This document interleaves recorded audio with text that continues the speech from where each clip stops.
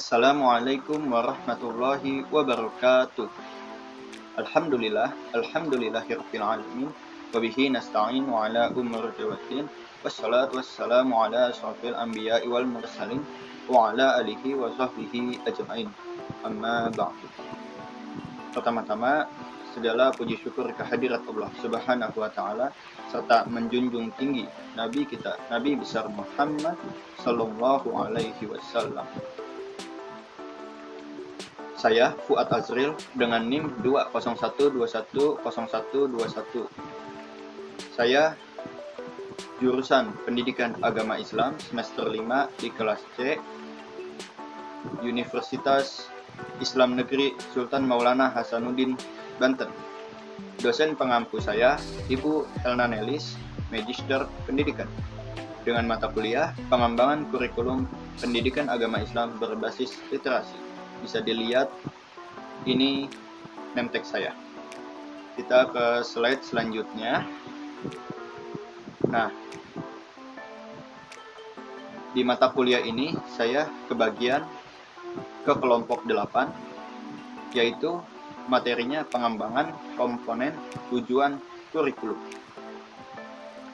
Di sini ada subbagiannya. Yang pertama ada pengertian tujuan kurikulum, yang kedua ada hierarki tujuan kurikulum, yang ketiga ada taksonomi tujuan kurikulum, yang keempat ada pengertian indikator pencapaian tujuan kurikulum, yang kelima ada fungsi indikator pencapaian tujuan kurikulum, yang keenam ada langkah-langkah dalam merumuskan indikator pencapaian tujuan kurikulum, yang ketujuh ada cara merumuskan tujuan kurikulum. Baik, kita akan ke materi pertama, slide selanjutnya. Ya, yang pertama ada pengertian tujuan kurikulum. Apa sih itu kurikulum dan juga apa sih tujuan kurikulum? Di sini saya akan menjelaskan.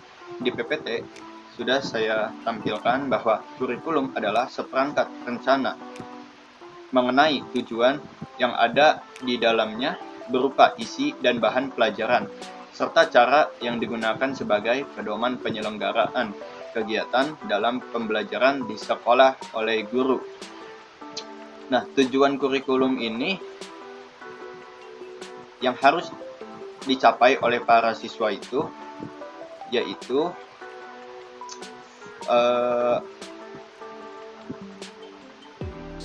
bisa mempelajari suatu mata pelajaran atau kelompok mata pelajaran yang ada di sekolah oleh guru. Nah, tujuan ini agar para siswa itu bisa mempelajari semua mata pelajaran yang ada di sekolah. Baik, kita akan ke slide selanjutnya. Baik, yang kedua ada materi hierarki tujuan kurikulum. Di sini terdiri menjadi 4, yaitu tujuan umum pendidikan atau tujuan pendidikan nasional. Yang kedua ada tujuan institusional, tujuan lembaga atau satuan pendidikan. Yang ketiga ada tujuan pengajaran atau kurikuler, yakni tujuan mata pelajaran. Yang keempat tujuan instruksional, yakni tujuan pembelajaran setelah pembelajaran. Nah, yang pertama tujuan umum pendidikan, yakni tujuan pendidikan nasional itu, tujuan ini yang ingin dicapai yaitu sifat dari tujuan ini tuh dia idea dan komprehensif. Nah, dia ini menjadi induk bagian tujuan-tujuan yang ada di bawahnya. Yang kedua ini tujuan institusional, yakni tujuan lembaga atau satuan pendidikan ini. Tujuan ini diharapkan oleh lembaga pendidikan, syaratnya itu bisa mempelajari mata pelajaran yang ada di misalkan SD, SLTP, SMU, dan SMK. Nah, yang ketiga ada tujuan pengajaran atau kurikuler, yakni tujuan mata pelajaran. Nah, tujuan ini itu tuh berisi program-program pendidikan, yakni bisa jadi menjadi salah satu mata pelajaran yang ada di sekolahnya, dan harus bisa mempelajari mata pelajaran yang ada di sekolah, misalkan mata pelajaran matematika ataupun mata pelajaran bahasa Indonesia, dan masih banyak yang lainnya, termasuk pendidikan agama Islam.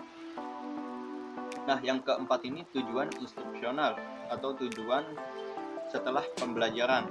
Nah, tujuan ini yang harus dicapai yaitu setelah proses pembelajaran. Nah, tujuan ini dirinci menjadi tujuan instruksional umum atau TIU dan tujuan instruksional khusus TIK.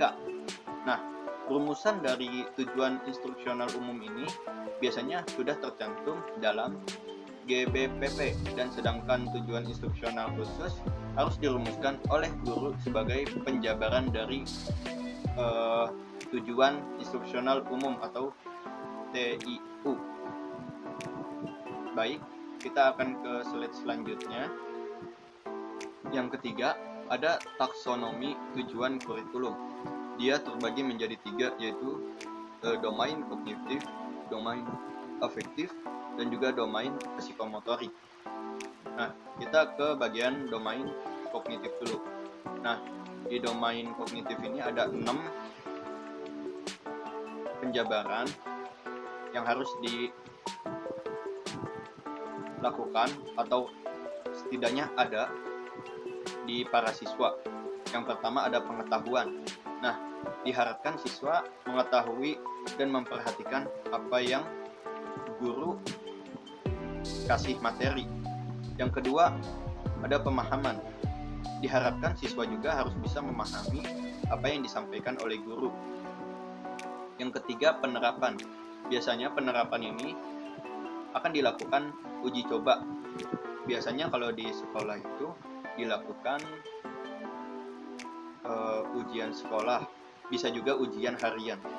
Nah, lalu keempat analisis, di mana siswa ini harus bisa menganalisis kesalahan-kesalahan atau yang belum dia pahami dan juga belum bisa menerapkan. Nah, yang kelima ada sintesis, yang keenam ada evaluasi. Evaluasi ini penting bagi para siswa, dan guru juga harus bisa memberikan evaluasi kepada murid-muridnya, dan jangan lupa bahwa guru juga harus dievaluasi. Yang kedua ada domain afektif. Kita lanjut ke penerimaan. Nah, penerimaan ini diharapkan para siswa bisa menerima materi-materi yang guru sampaikan. Yang kedua ada tanggapan. Tanggapan di sini harus bisa menanyakan apa yang dia tidak ketahui atau dia belum mengerti. Yang ketiga menilai. Nah, siswa diharapkan bisa menilai diri sendiri bahwa dia harus bisa mengetahui dan memahami apa yang disampaikan oleh guru. Yang keempat ada organisasi. Yang kelima juga ada karakterisasi. Yang ketiga kita berlanjut ke domain psikomotorik. Nah, di sini tuh ada 4 bagian, yaitu pertama peniruan, yang kedua manipulasi, yang ketiga artikulasi, yang keempat pengalamian. Baik, kita lanjut ke slide selanjutnya.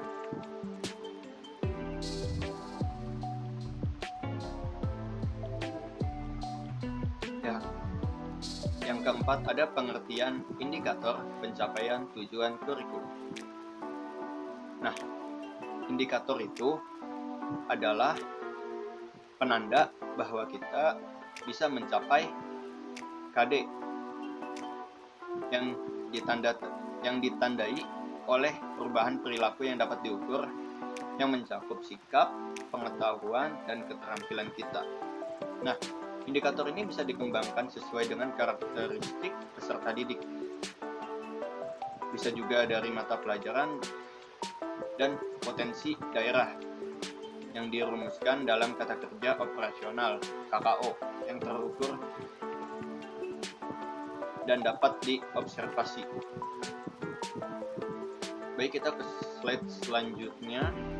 Ada bagian 5, yaitu fungsi indikator pencapaian tujuan kurikulum. Nah, indikator ini memiliki kedudukan yang sangat strategis dalam mengembangkan pencapaian kompetensi.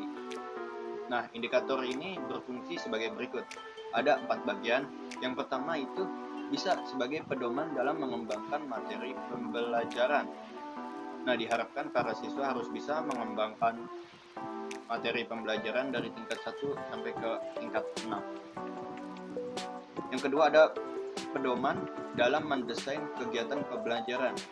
Kita harus bisa mendesain kegiatan pembelajaran ini agar bisa menarik para siswa, perhatian para siswa, dan agar nyaman para siswa ketika diajar. Nah, ketiga ini ada pedoman dalam mengembangkan bahan ajar. Nah, guru nih diharapkan bisa berkreativitas dalam mengajar di sekolah agar para murid tidak bosan ketika memperhatikan serta memahami apa yang dia tangkap.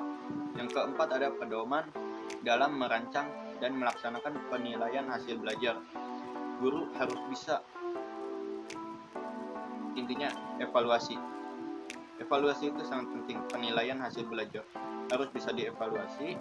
Karena mengapa? Karena siswa harus dievaluasi serta diberi penilaian akhir agar kita tahu bahwa pencapaian para siswa ini sudah sampai mana dan harus bisa ditingkatkan kembali. Baik, selanjutnya ada kita ke slide selanjutnya dulu. Baik, ada langkah-langkah dalam merumuskan indikator pencapaian tujuan kurikulum. Nah, dalam merumuskan indikator ini ada 4 yang harus ditempuh, yakni 1. Menganalisis standar kompetensi.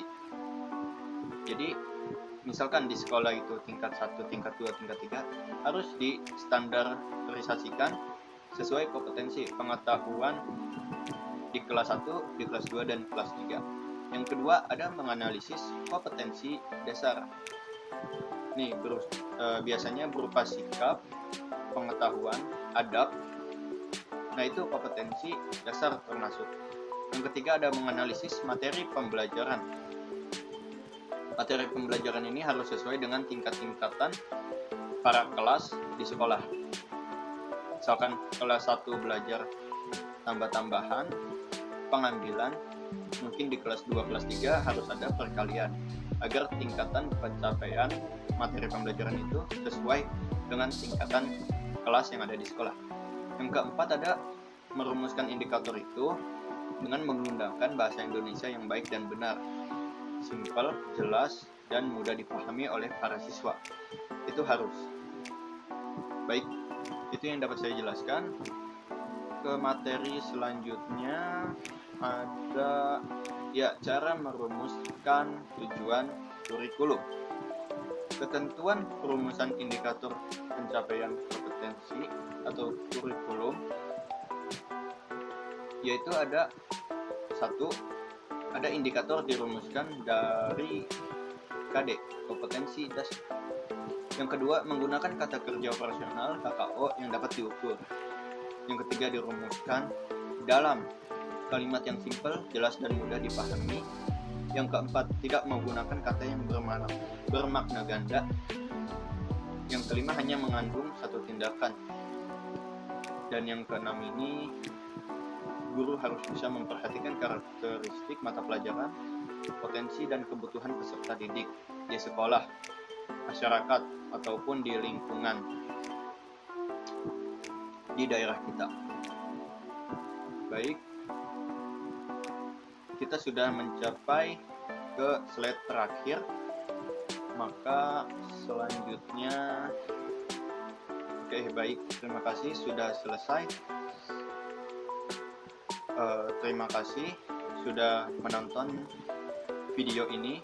Saya berharap video ini, apa yang saya jelaskan, berguna untuk teman-teman sekalian. Saya mohon undur diri. Sebelumnya mohon maaf bila ada kata-kata yang kurang berkenan di hati. Saya akhiri. Wabillahi taufiq wal hidayah. Wassalamualaikum warahmatullahi wabarakatuh.